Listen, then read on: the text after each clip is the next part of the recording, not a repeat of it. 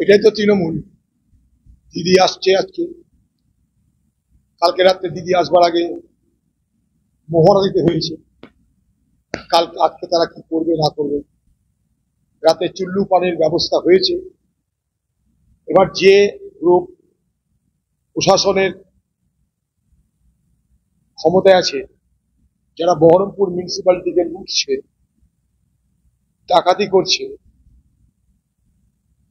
সেই পৌরসভার গ্রুপ আর এখনো যারা মনে করে যে পৌরসভায় সবকিছু সঠিক হচ্ছে না, এমন হওয়া উচিত নয়, আরেকটা গ্রুপ যারা পৌরসভার সরকারি গ্রুপ, তাদের আক্রমণের শিকার এই তৃণমূল দলের আরেকটা গোষ্ঠী, যারা মনে করছে এইভাবে পৌরসভাটা চলা উচিত না, এই লুট, এই দুর্নীতি, এই চুরি, এই অত্যাচার করা উচিত না।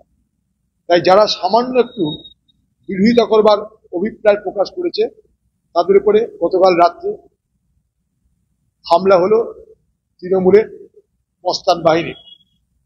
পশ্চিমবঙ্গের মুখ্যমন্ত্রী বহরমপুরে আসছেন আজকে, গোটা পশ্চিমবঙ্গের সব পুলিশ বহরমপুরে, সারা মুর্শিদাবাদের সব থানা বহরমপুর, আর বহরমপুরের প্রাণ কেন্দ্রে ঘটছে গুলি, হচ্ছে আহত, সংঘর্ষ তৃণমূলের দুটো দলের। মুখ্যমন্ত্রী আসার আগে তৃণমূল দলের উৎসব শুরু হয়ে গেছে, উৎসবে দারু পানি পেটে পড়ছে, তার বহিঃপ্রকাশ ঘটছে। স্কোয়ার ফিল্ডে যান, দেখে মনে হবে মহারানী আসছে বাংলার, সেই বাংলার মহারানী আসার আগে উৎসব পালিত হচ্ছে। এই মুর্শিদাবাদ আর কিছু হয়নি, শুধু দিদি আসার জন্য উৎসব পালিত হচ্ছে, হই হই রই রই কারবার চলছে। কি না, বাংলার মহারানী আসছে, তিনি পদার্পণ করবেন, দাঙ্গা দেখতে যাবেন। মানুষ খুন হয়েছে, ঘর বাড়ি ছেড়ে মানুষ পালিয়েছে, গ্রামে গ্রামে আগুন, হিন্দু মুসলমান উভয় ক্ষতি হয়ে গেল। এই মুর্শিদাবাদের সাম্প্রদায়িক সম্প্রীতি ইতিহাসে কলঙ্কিত অধ্যায় রচনা করলো এই তৃণমূল। এই তৃণমূলের লোকরা শামসেরগঞ্জের যত রকম অপরাধের সঙ্গে জড়িত। শামসেরগঞ্জ জুড়ে মুখ্যমন্ত্রী আসার আগে তোলাবাজি শুরু হয়ে গেছে, ক্ষতিগ্রস্তদের পয়সা দেওয়ার নাম করে। 17 জন সেখানে গুলিবিদ্ধ হয়েছে, তারা সবাই মুসলমান। দুটো হিন্দু পরিবারের 2 জন সদস্য, বাবা ছেলে, খুন হয়েছে নৃশংসভাবে।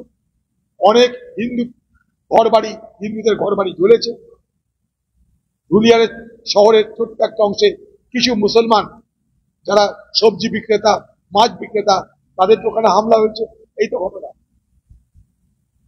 সেখানকার দুটো পুলিশকে আসার আগেই বলির বকরা করে দিল, একটা জামালউদ্দিন আর জালালউদ্দিন, একটা কোন ঘোষ। দিদি আসার আগে তার তিনি দেখাচ্ছেন তিনি কত কলা প্রশাসন। তাই দুটো সাধারণ অফিসারকে বসিয়ে দেওয়া হলো। কুলু খাগড়ার প্রাণ যাচ্ছে কেন? এসপি তারা কোথায় ছিল? আরো বড় বড় অফিসাররা তারা কোথায় ছিল? দুটো এএসআই কে কেন আপনি বলির বকরা করলেন? তারাই অপরাধ করেছিল। অপরাধ আপনার পার্টির নেতারা করেছে, তারা পুলিশকে নিষ্ক্রিয় রেখেছিল।